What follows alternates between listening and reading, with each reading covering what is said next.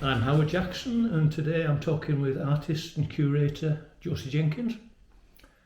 We haven't met before, and our contact via Instagram has been very limited, so it's really talking to a stranger. Josie came to my attention after I visited the Refractive Pool exhibition at the Walker Art Gallery, and after the visit I saw a YouTube film that featured Josie talking about the exhibition, and that's why we're here today. Okay. So over to you, Josie. Will you describe your personal work?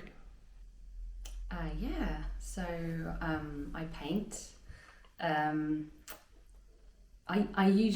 make big paintings mostly. Well, I make different size paintings, but the ones that I tend to like to show are the big paintings. When you talk about big?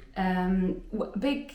I'd like to go bigger, but my studio stops me from being able to. So the lift in my studio, you can only fit 2 meters by 2 meters in it. You can get bigger kind of up the stairs, but it's really difficult. So I go for 2 meters long is the maximum length usually.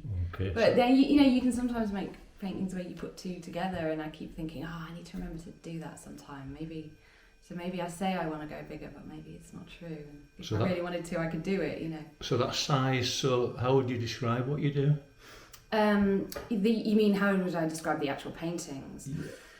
Well, the area that you work in, the genre that you... Well, it sort of used to be landscape. I used to say I paint landscapes, and, but they might not be your ordinary landscape. They might have a bit of a twist in some respect, but then I started painting interiors as well. So, and I don't really... Yeah, you say, the problem with... I think artists get this quite a lot. You define yourself and then you're like, oh no, what if I do something different from what I just said I do? So, I think a lot of people think of me as painting landscapes, but I have painted some interiors as well, and they are this sort of... I sort of do these two different things. I look for compositions that fit this kind of what I'm looking for. If I see them, I can photograph them and paint them, or I can build these compositions myself by putting the painting together as what I would maybe call a collage. In my head, I'm thinking of it as a collage. It's not a collage, it's all painted. But I would say to myself, I'm collaging this together, I'm assembling it from different things from different sources. And often I'll be doing that because you don't get that in reality. But sometimes I see something that's perfect, it's already set up for me, and then I just want to photograph it and paint it. And work from there. Yeah.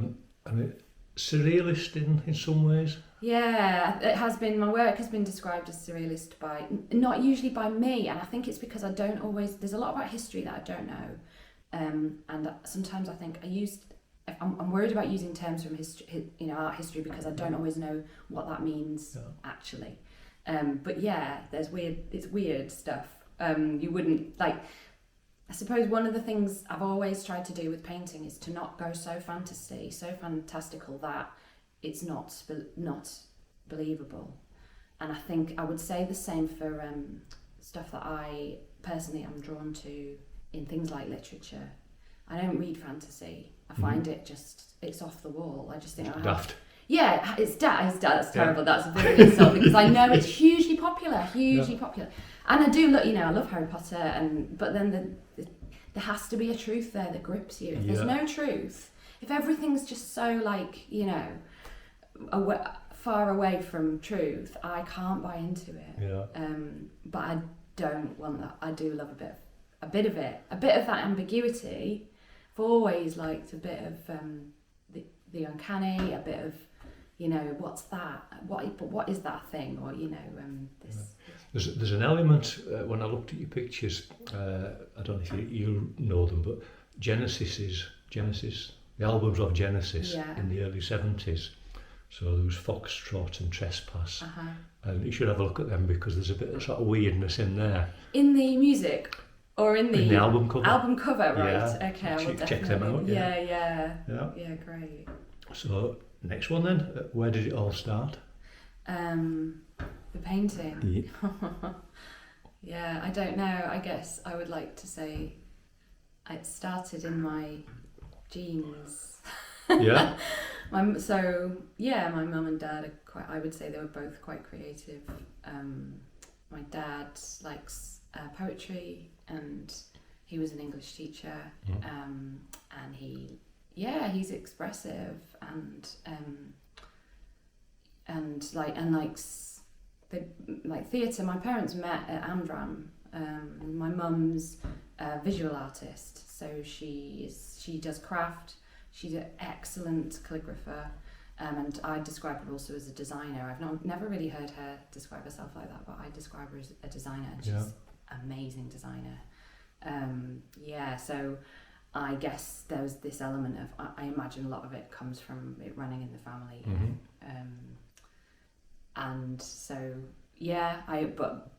it's a similar story to a lot of people who are artists who say I always felt that I would be, you know. At what age did it manifest itself in, if you like, doing things? Yeah, so I do remember, I think about this quite a lot actually. I do remember making drawings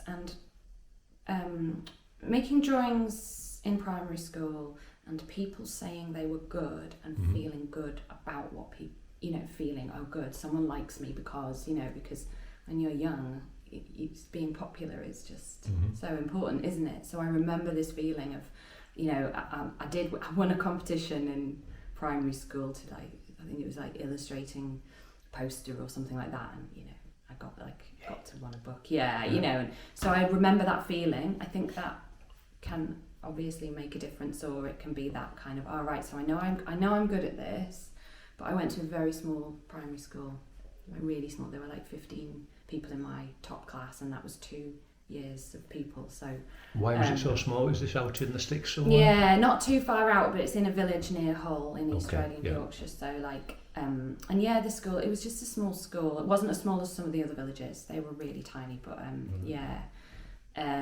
so it's funny because when there's not huge number of people around you, you can not always, it's hard to compare yourself actually with other girls or, you know, whatever, and other people. So, because you're not really sure if there's anyone like you at all. But I went to high school, actually there's tons of people that were a bit more like me. And then in high school I was really into, I think by that point I probably knew I remember when I was in primary school saying to my friends that went through a phase of saying I wanted to be a counsellor, and as in, you know, counselling people, and that's quite funny because I ditched it and went to art school, but for my proper job, I do have a proper job as well, as in one where I can earn regular money. I work with homeless people, so it's not so far from the other thing that I was going, oh, this is what I want to do, you know. Senior school, was it a supportive environment for a young artist? I think so, yeah. There's people I remember, teachers.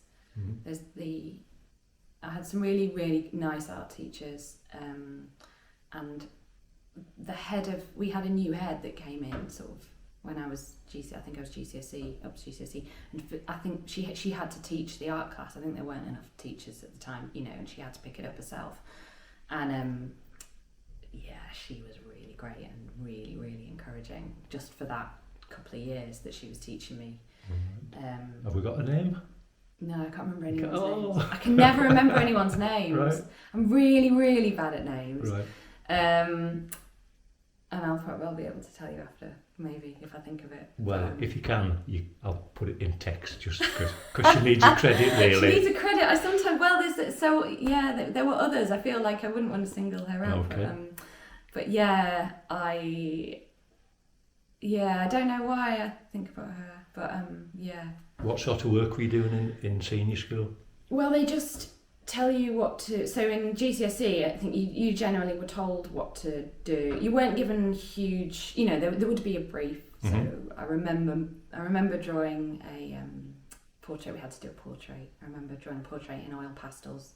We just used. I think we didn't use paint at GCSE. We never went, you know, into paint. We just used oil pastels, but they would always say, but you call it a painting because it's made of oil pastels. I don't know how true that is. Okay. So I did a lot of work in that and drawing with pencil, and then went on to A-level art and design, A-level art and design, and painted with acrylic there. I can't remember whether I ever used oils. I feel like I didn't. It was just acrylic. Uh-huh. And it was limited by like what the teachers would be able to teach us, and the facilities of the school. But I would say they were fairly good. Mm-hmm. And then at A-level I had like people around me. It was small people around me who we were all intensively interested in art, as opposed to you doing your GCSE, and a lot of people in the classroom don't want to be there. Yeah. And then post school. Yeah, so I wanted to do a fine art degree. I knew that for definite, and I was quite desperate to leave, actually, to like leave Hull, leave home. Nothing wrong with any of it. It's just, I don't know, because when I was that age, so I'm 42 now. So this was, when was that? Oh God, I can't remember dates and I can't remember names. It was 1998 maybe, when I finished A-levels, and all my friends went to uni. But to go to art school, you had to do an art foundation. Mm-hmm. So I had to stay an extra year, and that I was gutted that I had to stay an extra year in Hull. Which, like, I had the best time ever on foundation, so I don't know why I was, so gutted about this. But so then I went to Riley College in Hull to do foundation, and I think I definitely wanted to do fine art. I swayed a bit with like illustration, and then just decided, I wanted to go to an art school, and then you just kind of ask your tutors there, like, well, where should I go? And they're like, well, go and see as many as you can, but you can't just go around the country to every single, mm-hmm. And in those days there wasn't, you can't just go on the internet as easily and just find out about things, and there was no social media, or so went to visit a few, went to visit Brighton and Leeds, and I think I went to Oxford, Brookes maybe, and Norwich, and ended up applying to Norwich. Mm-hmm. And one of the reasons was because I had access to a life model at Norwich. It was still quite traditional. I think at the time it might have been one of the only art schools outside of London. Everything else had been kind of affiliated with a university, and it was an independent art school. It isn't anymore. When I went to Brighton and I asked whether I'd be able to access a life model, I was told, like, you should be leaving that stuff behind at foundation level. So, okay. And I'm not sure now whether any art schools would give you access to a life model. Tell now. that to Lucy and Freud. Well, unfortunately, these things are not as. Is that risk assessment taking over, do you think? No, I think it's fashion. I think it's the idea that it's just postmodernism. It's just the idea that I don't know what people think art schools are like now. I had no idea until fairly recently that people don't do a foundation course anymore. Most people go straight from A-level or BTEC into art school. And art schools take on so many more people than they used to. Universities, as you probably know, universities take on so many more people than they used to. So, things are different, and trends change, and that sort of thing. Overall, was Norwich a good experience for a young artist? I loved it. I love Norwich. Go back sometimes. Have some friends there still, and it just being at art school was great. I used to think at the time, or maybe I missed out on the kind of classic university experience, because it's very different being at an art school from being at a university. It's small, but actually I think that was suited me best, and there's pros and cons to both, so no, I loved it, and then I made really, really good friends that I'm still friends with, like the girls that I lived with, still really good friends with, just a small group of people, and people who I don't think, when I was saying before, like, when I went to high school I met more people like me. I knew at primary school no one particularly was like me, and it was a bit, but at art school I met tons of people that I felt were like me, sort of kindred spirits. What was the gender balance at Norwich? At Norwich, yeah, I can't remember. I think about this quite a lot at the moment because I know, there's now there's a heavier proportion of women going to university, and certainly on fine art courses I get the impression that there's more women than men, but I don't know if that's definitely right. My friend who teaches on a course told me for his course that's the case. Just the reason I asked, one of these films I did with an artist who went to college in probably the late 60s, early 70s, and basically there was very little contact with women. Yeah. She was very much on her own, she was really working class, and she felt it and felt very isolated, and it was a bad experience overall. But the most recent film I did was with an artist from Leeds, who did an illustration course at Leeds, and it was probably about 90% women. Yeah. So it's completely changed in terms of balance. Yep. Okay then. Yeah. Could you describe your process, your creative process? So I used to make. I think it used to be different. I used to kind of churn out quite a lot of work, and then some of it would be good and some of it would be bad, and the bad stuff would just not get used, and I'd say I was quite prolific, but it didn't really work for me, the disappointment when I'd spent hours making something and it didn't, and it just went in the bin, and then I have this kind of thing, I don't really want to be so much like this, but my personality, I think, is that I feel like my time should be productive. So so now I'm more careful. I'll plan a painting quite carefully. If it's one of the things that I'm referring to as a collage, like it's something I've assembled, I'll assemble it often on Photoshop first. My Photoshop skills are not great, but it's good enough for me to be able to take different images. I'll often take the images from Google. I'll just Google things. Sometimes I'll take photos of things myself because that's the only way I can get what I want, and other times I'll just take them from the internet. And a lot of the things that I'm interested in painting are like ubiquitous, in our sort of society or in our environment. So I also find it quite appropriate to take them from Google because they're just there. It's so easy. They're just there. And a lot of the time the images are people trying to sell the thing that I'm looking for, and then I'll assemble it together in an image, and then I'll paint it. I'll paint it. I'll think about it in layers. I'll paint the background layer, which is often not always, but at the moment it's often a painting. If it's a landscape, it's often a painting from from history by a painter that I think is getting something really classically beautiful going on. So I've used an artist called Thomas Cole in the past. His paintings. And he was sort of a Victorian romantic painter, British, but was in America, painting landscapes. But then there's a lot of stuff in there that is, he's putting in things that were not there, as lots of people did, as romantic painters and writers do, use a lot of artistic license for the good of making something beautiful that has perfect balance or harmony, or and I've used Doig's paintings recently as a starting point, and Turner, love Turner. Things that have classic balance, composition, things that, as a sort of, and because I like to reference what they did, and because I find it hard, I can't come up with something. I don't paint things unless, I paint things that are in front of me. I've got a really poor photographic memory. So I can't remember what anything looks like. I have to copy something. Right. You mentioned photography a couple of times. Would you see yourself as a photographer, or is it purely just a tool to support what you do?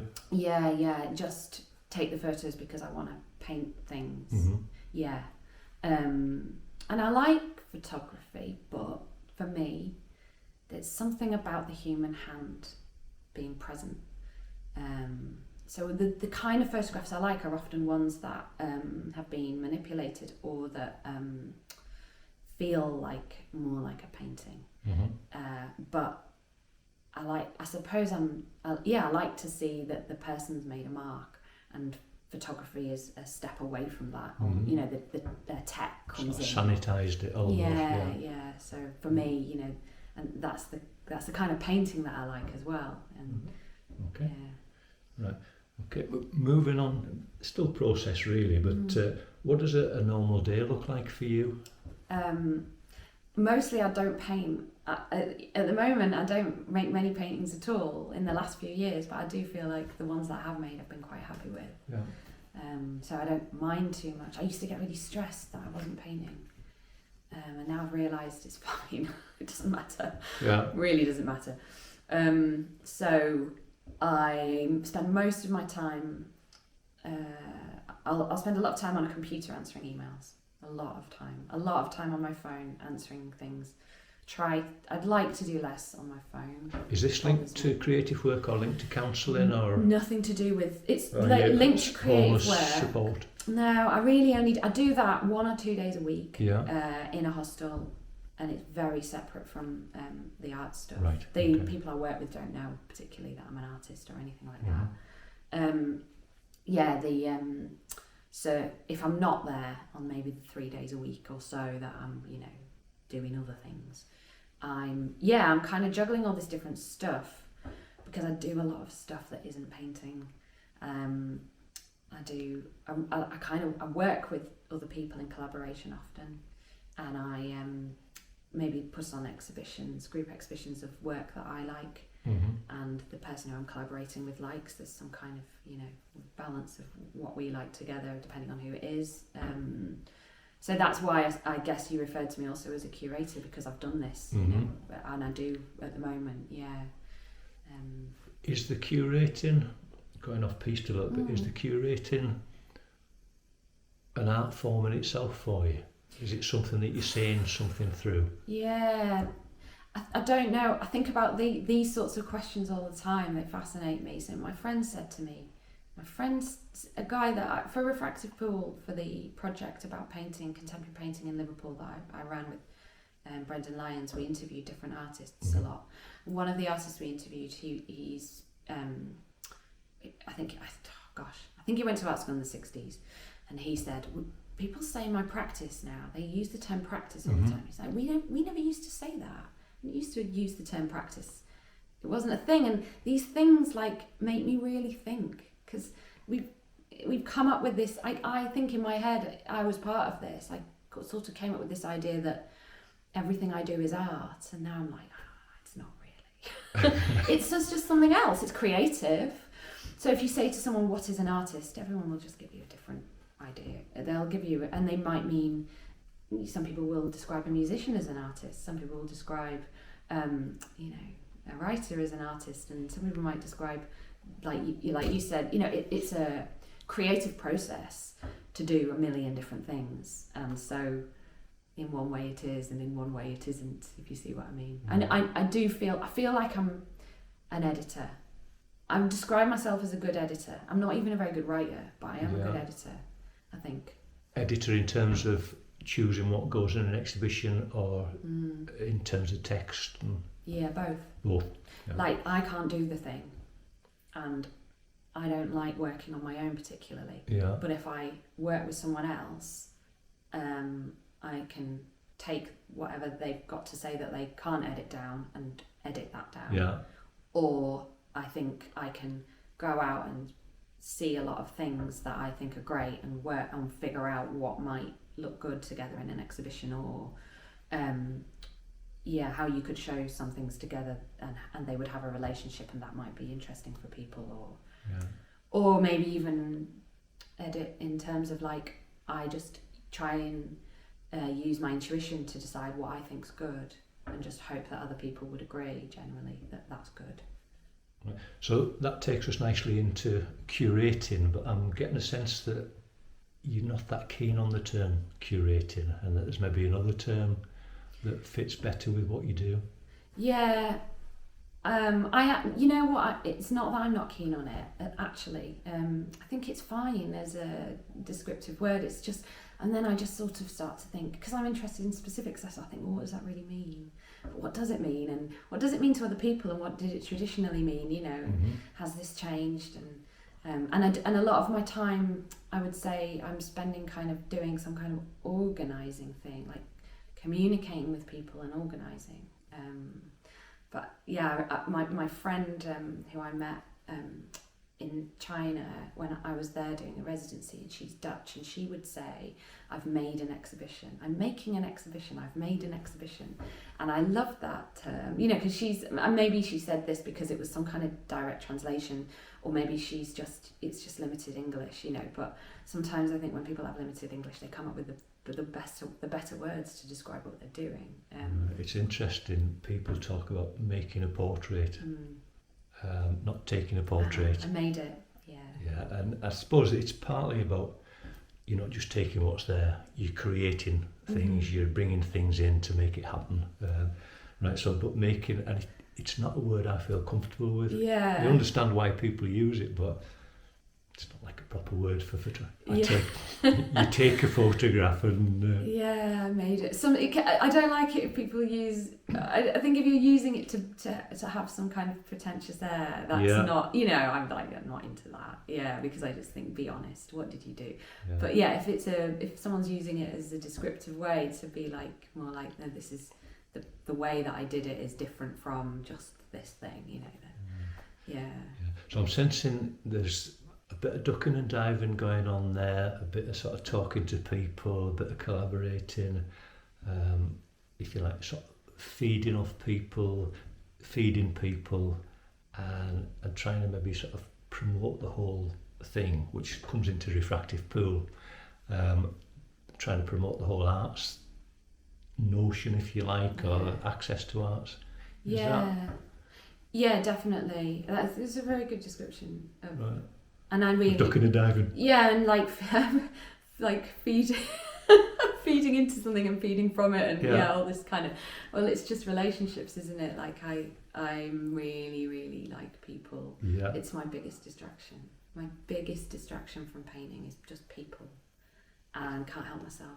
Is it a distraction, or is that the joy of it? Well, this is it, and that's one of the reasons why I think I used to just be annoyed with myself that I wasn't making art, and now, I mean, I think it's just because I'm older and there's some things that have happened that have made me just think, well, it's the things that hopefully help you to lose your ego and make you just think, it's fine, whatever you do, stop resisting things you enjoy, be okay about it, and you don't have to make the best paintings in the world. It probably won't change anything if you do. Right. I'm at a place, and it's a really nice place to be, where none of my photographs will ever change the world. None of them will ever change photography. None of them will be of any real interest to people other than myself, and maybe some of the portraits, some of the people that are in them. So if you draw a line under that, it's okay. Not only is it okay, I think it's the best recipe for making a portrait that might change the world. You've got if you try to aim for this goal, it's really not likely you'll get it. But if you aim for something different to do with, you know, just enjoying creativity, or just, I don't know, being able to relax. It's about being able to relax and get the best out of yourself. And I'm not saying, I do think having something to aim for is good. I am into that. It's just some kind of balance between like the reasons why you're doing it can make a difference to the thing that you're doing. This is certainly a pleasant place to be for me. And I sense that that's where you are with your painting. If it happens, it happens. And you're committed and you want it to be good. But there's other things, you know, there's other sort of significant things. Okay, right, well, let's move on to the exhibition that I saw, Refractive Pool. So where did the idea come from? Oh gosh, it was so long ago. Like, maybe this was like maybe I think it could have been 4 years ago, or maybe even 5. That me and Brendan Lyons, who is another painter, we had a mutual friend, Colette Lilly, and we were, I can't remember, the pub or something, and introduced, you know, via her, and then it transpires that me and Brendan both had this sort of a bit of an idea separately that we could put on a really great painting show, and almost we sort of already had like lists in our head that we collected of artists that we love, their work that we love in Liverpool and, you know, Merseyside area, and that who like we just think you could put you could just make this great exhibition. And but Brendan, it's quite funny because Brendan's sort of idea, he was like a bit, I would say he was more ambitious than me, which is often the case with the people I collaborate with. Yeah. I get kind of egged on by, or is it the other way around? Someone I'll say, oh, we could do this thing, and they're like, no, we'll do this, and it'll be kind of crazy, and I'll go, all right then, we'll make it happen, you know. And so Brendan was like, I'm not bothering doing this thing unless it's done, we do it properly. And he also said, I don't even want to do it, but no one else is doing it. If we don't do it, no one will do it. Or they might do it, and they might not do the kind of job that we could do of it, And is Brendan a ducker and a diver? No. No. In the same way that I described you? No. Oh gosh. Is he a proper artist? Yeah, Brendan's a proper, no. What's Brendan? Brendan would like to describe himself. He probably wouldn't like me to describe him. Brendan is, he isn't naturally someone who goes around organising things. Yeah. That's me.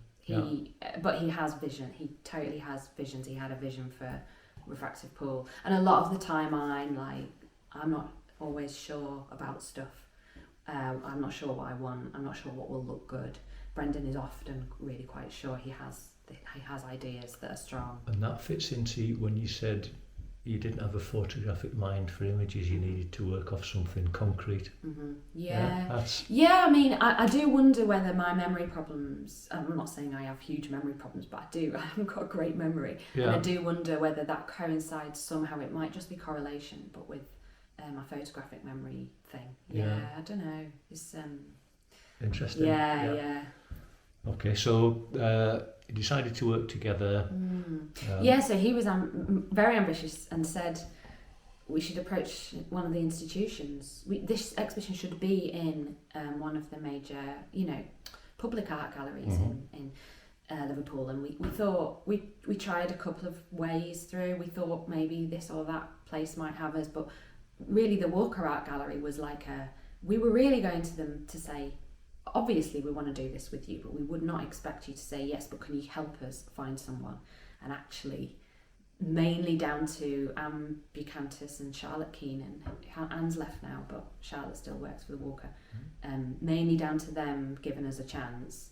They said, no, we maybe we can show this exhibition in the Walker. Okay, so let's just park the Walker up for a minute or two. We'll come on to that. Mm-hmm.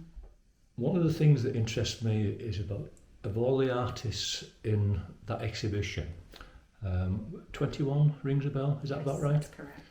How many of those people will make a decent living out of their creativity?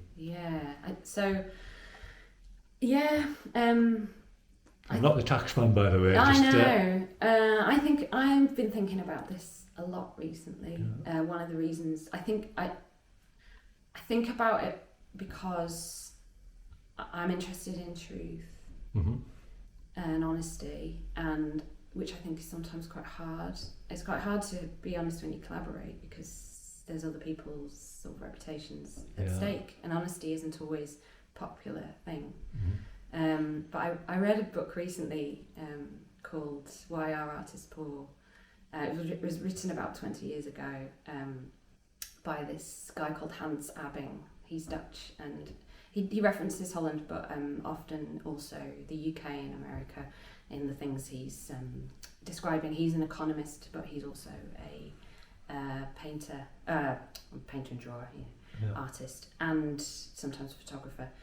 And he described a lot of stuff in that book that I just know is true.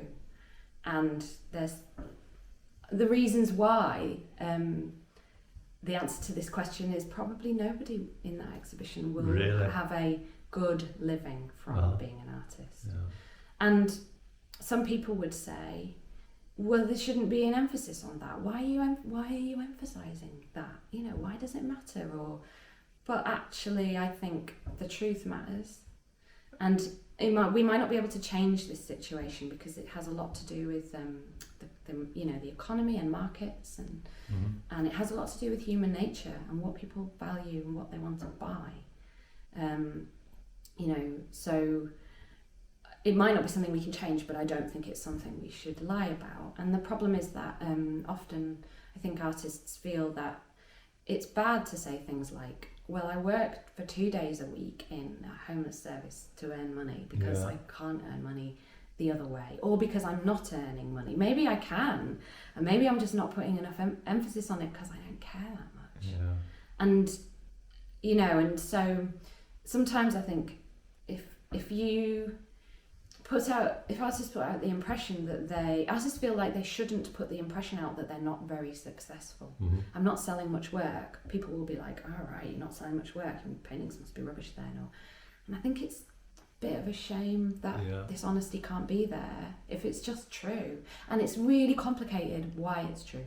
The reasons for all of these things are possibly beyond anything that I could figure out. I feel like in Hans Abbing's book, he started to figure it out, but even then, you know,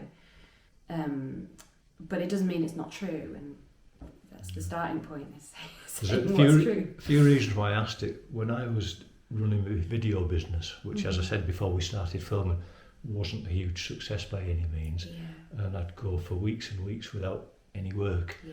But I talked to other filmmakers who were always really busy. And I'm thinking, where am I going wrong? And the reality is that probably they were in the same boat, but didn't come across with the same sort of thing that I was coming across with. I mean, in a way, I wasn't starving because I'd worked and got a pension and whatever. But if you like, full-time or hopefully full-time filmmakers, if they're not working, it's financially a bit of a crisis, really. So that was part of the reason I was interested. And the other is that the last film I did was with an artist in Leeds who broke the mould in a way. She wins things, she goes in for competition, she wins commissions, and is doing well financially, and started doing well before her degree course finished. You know, so that's the other end of the scale. But she was switched on. She was creatively switched on, but economically switched on as well. And she was very sort of she had a lot of praise for Leeds Arts University for that side of things. So she'd finished a course and was straight into being a freelancer. You know? But anyway, so you reckon not many? So, but I also think it will come in fits and starts. I know painters who've been in fashion for a couple of years have earned enough money to do, well, it depends what you mean by good living, but you know, enough to not have another job, let's say, does not always last. It's very unlikely that this is going to last. Transitory, interesting, Okay, come back to the content then. So, working with Brendan, you'd got this idea that you wanted to do something. The end result was 21 artists. How did you go about sifting through and deciding what gets in, what doesn't get in? I don't know. I suppose you just have to working in collaboration, there's more than one opinion, obviously, in there.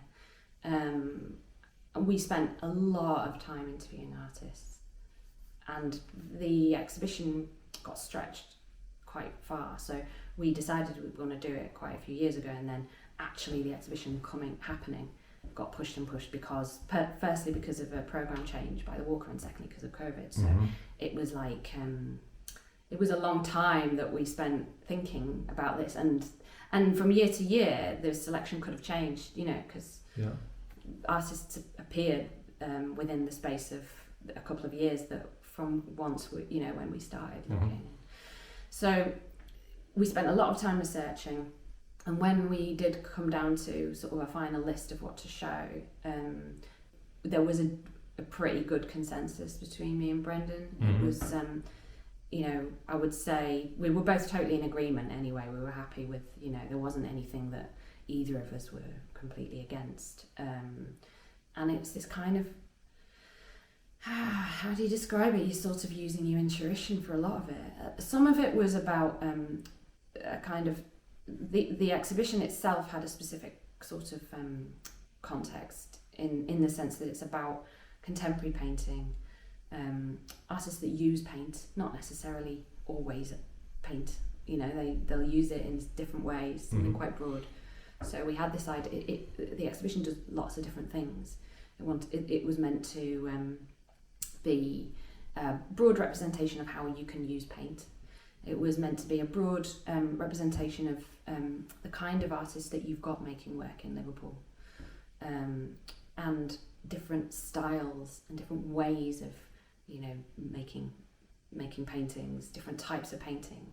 And then finally there was this idea of making an exhibition that felt like something when you walk in.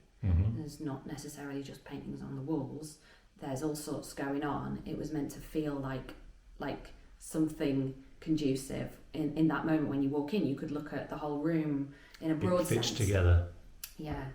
So there's all these different things going on that then it's hard to then put your finger on one thing. It's like this, using your intuition to kind of try and work out how to make these different things happen all at the same time.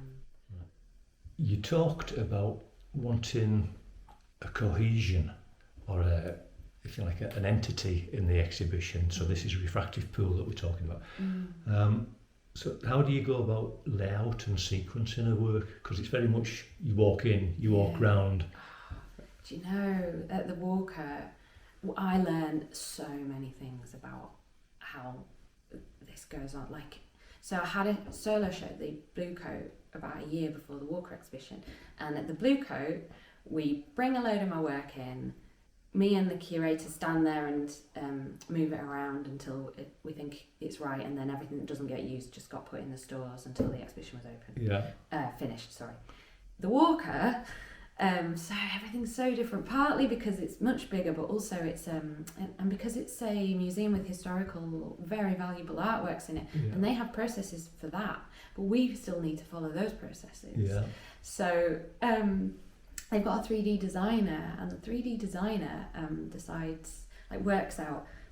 We give a list of all the artworks, and she works out, are they all going to fit, and are they all going to fit with the labels that are going to have to go for each? Because labels take up so much space. But they do. It depends how much you want to say on your label.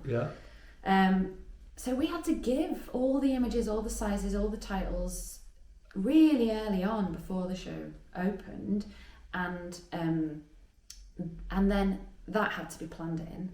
So we had to know that everything was going to fit before we, gave that to her. So Brendan built the most amazing model of the 2 rooms, 12 and 13, that we were using for the exhibition, and he printed off little paintings. That's all the paintings we wanted to put on, and he put little magnets on the back of them, and they all just stuck to the inside of this model. No one's officially seen the model except us. It's so lovely.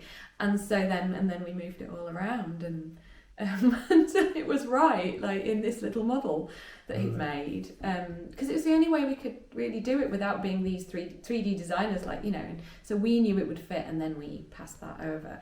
And what we did realise, because of that room, there's always logistical things that you don't realise are going to be the things that matter.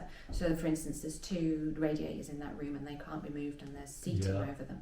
So one of the seating, we asked one of the artists, Frances Disley, if she would create an artwork over the seating, because these things that we didn't want them to be a problem, we wanted to use them, you know.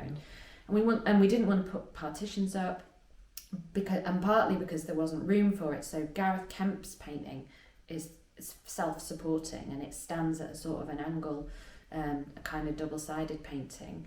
And that we realised there was only one place in that whole room that painting could go. We'd selected it, and then we're like, oh, it can only go there. So there was certain artworks that we'd picked that we just knew could only go in these places, and then everything else had to come in around it. So dead practical, some of it, really. So much of it is down to that. Maybe a lot more than people might realise is down to, and things to do with regulations that, you know.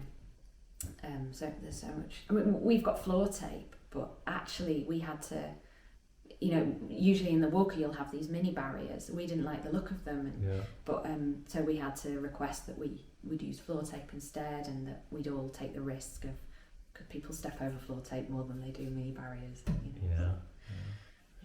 Happy days. Yeah, one of I don't know whether it's in Refractive or in the room next to it, but there's a big orange sort of canvassy type. Is that in Refractive? I think you're meaning the one. I think it's in the collections, which is the next one. I feel like it might be. Yeah. Right. I did some photographs of a woman that I was working with, and sort of pretended that she'd sort of fallen over and dragged her sleeve down, and that's what it looks like. It looks like I know the painting you mean, and it does look like the canvas that. is torn down. That's right. And we just got the hell out of the place before anyone found out. Yeah, it's good. So some of it's practical, some of it's aesthetic, creative, but really it's just a mismatch and getting the best fit that you can. Yeah. Okay. Just coming on to working with the Walker, which must have been quite a buzz, really. I mean, it's a pretty big institution. Yeah, really incredible, and I often find it hard to think about the things that I've done while it's happening. I find it maybe 2 years later, I'll be like, wow, I can't believe we did that, you know.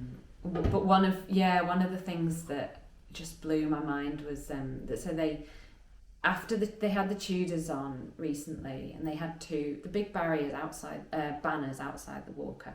They had, the Tudors banners, and then once the Tudors went down, they hadn't said they were going to do this. They weren't sure about budget, and then they decided that they could. So me and Brendan got this email saying you're going to get a banner outside the front. Yeah, and it's just that was amazing. Like having the Refractive Pool, just in terms right of, if you like, the rubber stamp to say this is proper stuff. Yeah, exactly. Yeah, and for for us and for all the artists that were in it, like this exhibition, we had an email to say that over 50,000 people have visited. They know the exact numbers for the rooms because they have counters in the doors, so it's not even just about 6 of them and me.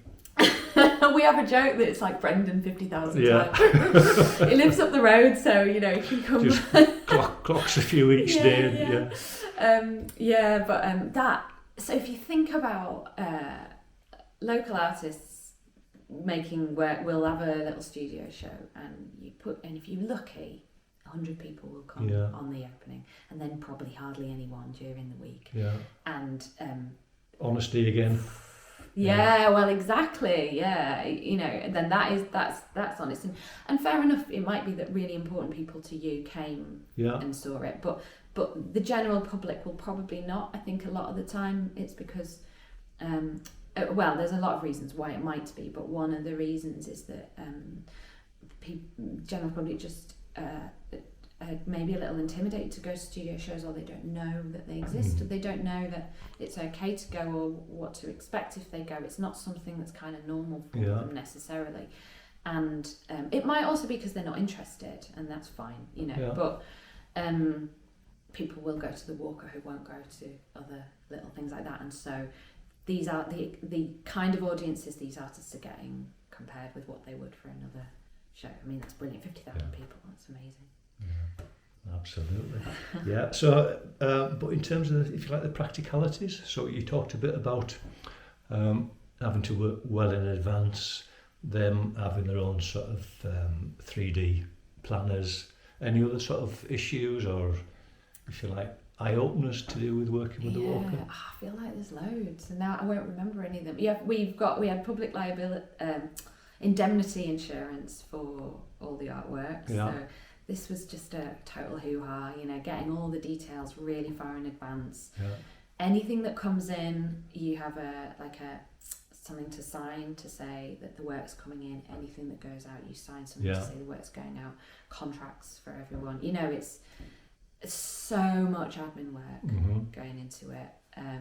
All of that, and the lead times for anything being so. So, for instance, the design work for the labels, one of the other reasons we needed to know where everything was going to be hung beforehand was because if you're going to have a label, so a lot of the hanging we did was kind of like we might hang work like 1, 2, 3, 4, 5, 6, or a collection on the wall of different artworks, but then your label, you have to make sure that you reference that picture in your label. So if your labels need to be done 3 months before the exhibition, you need to know where those artworks, exactly how you're going to hang them 3 months before the exhibition. Or you have to print 2 labels, all labels in all different arrangements, you know, right, which is more expense. Every time you paint an extra label, it gets thrown in the bin because you're not going to use it, you know. So how does the buzz of working at the Walker, in contrast to all the sort of the machinations and the frustrations and the time, how does that all balance out? Is it still a brilliant experience? Yeah, oh gosh, I don't know. I mean... Or would you go again? Would you do it again? I don't know. I don't know, yeah. Honestly. Because it's just so different. You know what, it's very different from the other thing that I like to do, which is just hanging these shows with friends that go up just like, you know, that the stakes are low. The stakes are lower. Maybe this is the difference. Yeah. I don't know if I always enjoy these high stake exhibitions. I'm not that an ambitious person. I like working with ambitious people, but personally I don't know if I am that person. Okay. One of the reasons I asked the question is recently I thought about applying for a grant for something to do with my photography, and I walked away from it because I couldn't be bothered with the hassle. And I'm not saying that major organisations don't need to do what they do, but I thought I'd rather spend a couple of £100 of my own money because I can, than get probably much more than that and do something fairly sort of similar. So that's the I couldn't cope with the hassle. I would agree with that. Personally, it is a hassle writing those applications, and it's hassle. Writing the application is a hassle.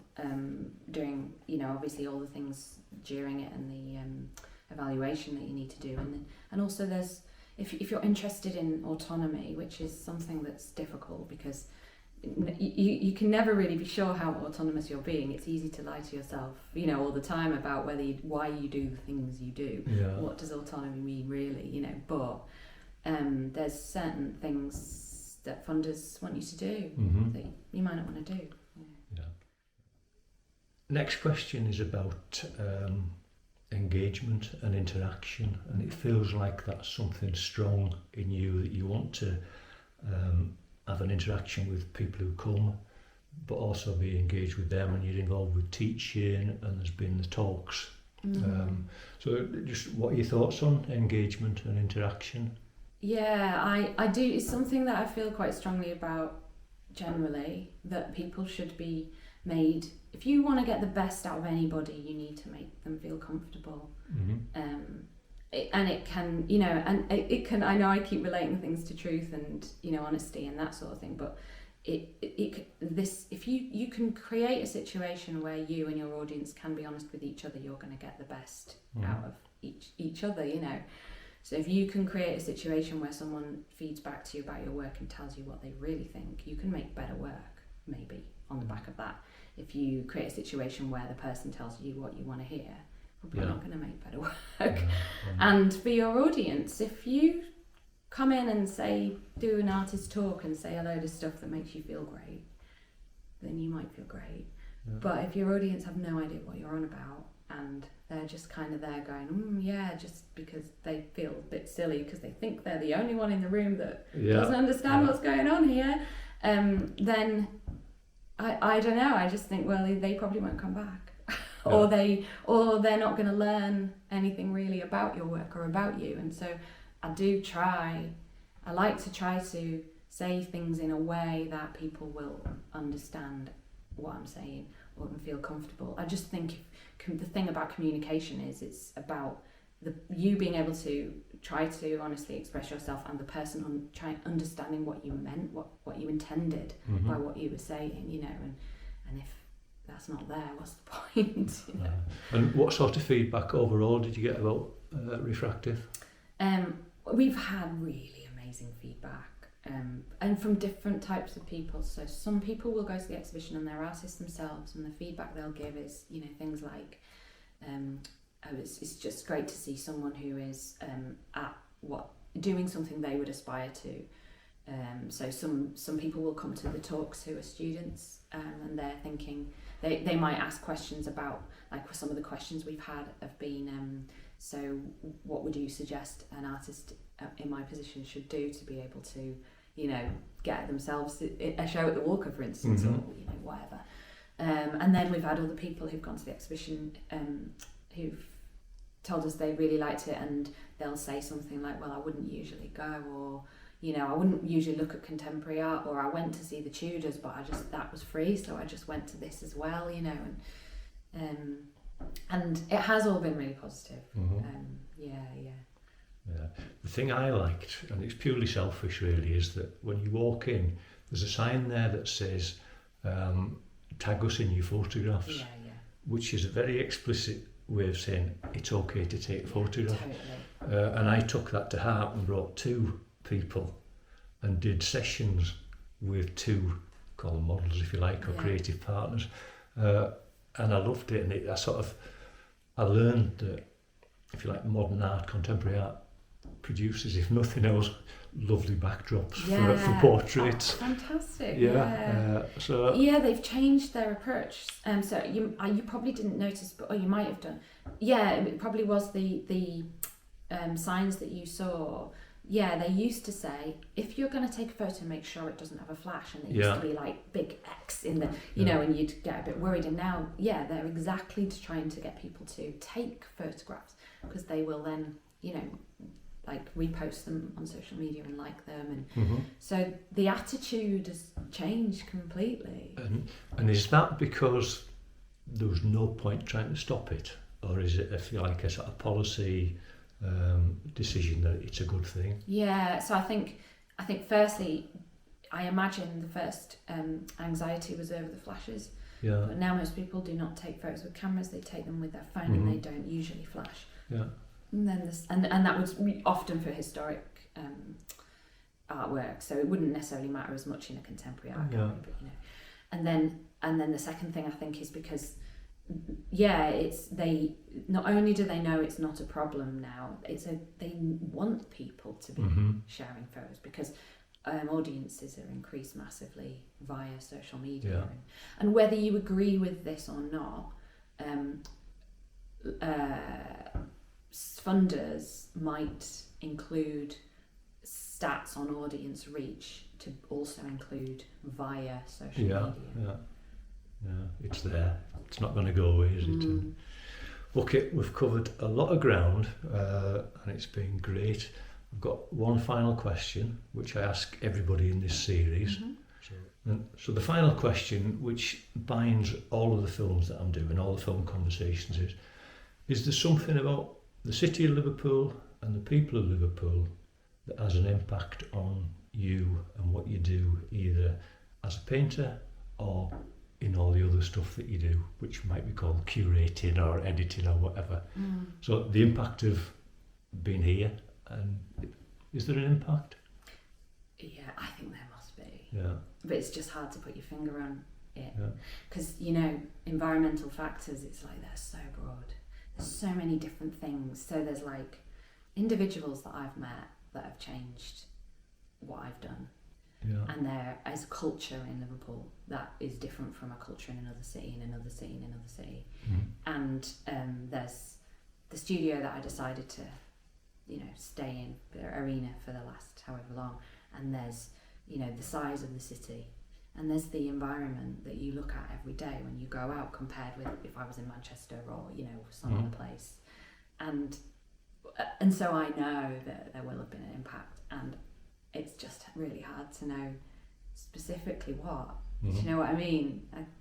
I could start to come up with all these different things that might be the reason, but ultimately you just don't know. You'll never know really which one it was.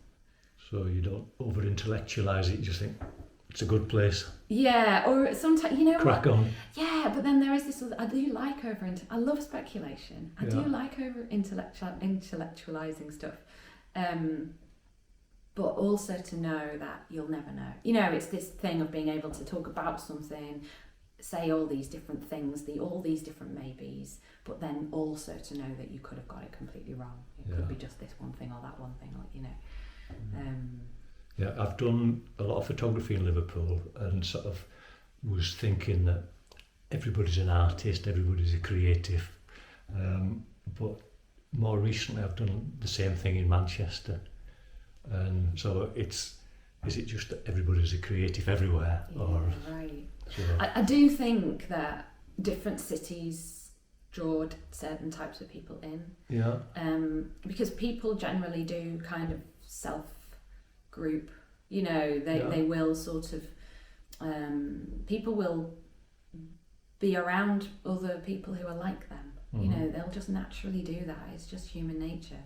And so it's not really surprising that people who are artists, there's a lot more in, let's say, Liverpool than we could come up with some other city where I don't know enough about different cities.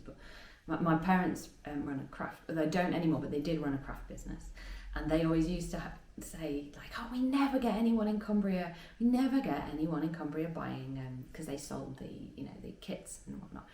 Never get anyone in Cumbria, and then they'd be like, well, it's probably because everyone's just out in the beautiful countryside. They're all Doing just other walking. stuff, yeah. Yeah, they're all just walking, and walkers probably all just go and live there. And also, a lot of people who live there aren't living there at all. They're on holiday, or they're owning a home that they don't live in for most of the year. Yeah. But the point was, like, yeah, people self-sort all the time, you know. And in terms of, last question, in terms of self-sorting, you ended up in Liverpool. Why was that? Yeah, so maybe this happened, like some kind of weird, you know, lots and lots of little different factors produced this me and Andy in Liverpool thing. And so it happened, we were in Nottingham because of Andy's job, that's my partner, and we wanted to move. He liked the northwest because he went to uni in Manchester. We were sort of looking towards Manchester. Didn't quite work out for the places he got offers for, and Liverpool did work out, and both of us just thought, well, that sounds all right, you know. And everything, there's things that we went to visit, and there were things about it that sounded good. And I've spoke to a few people recently who've moved recently, from London, one. I think there's a couple from London, but both people were saying similar thing. I just thought Liverpool might be a good place to be as an artist. Yeah. Yeah. So yeah, I don't know. Okay, well, let's wind up there. It's been a joy talking to you. I enjoyed Refractive Pool. That was a good experience, and it's just nice that sort of happily took us to here. So thanks very much. Thank you. Thanks for visiting the exhibition. Yeah. Thank you. Cheers.